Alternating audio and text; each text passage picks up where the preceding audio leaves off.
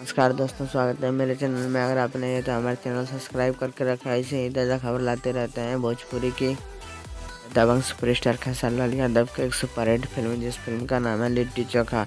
इस फिल्म का आज एक वीडियो सॉन्ग आने वाला है, जिस वीडियो का नाम है महीना के लाइका नियन। आज इस वीडियो सॉन्ग को कब, कितने बजे और किस चैनल से रिलीज किया जाएगा, इसी के बारे में बहुत ही बड़ा जानकारी देने वाला हूँ। वीडियो को अंत तक बने रहें।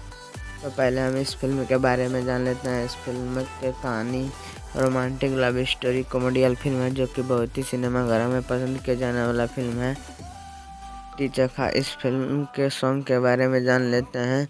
इस फिल्म में गजब गजब का वीडियो सॉन्ग है, महंगे बजट का, जो कि आप लोग ट्रेलर में देख चुके हैं।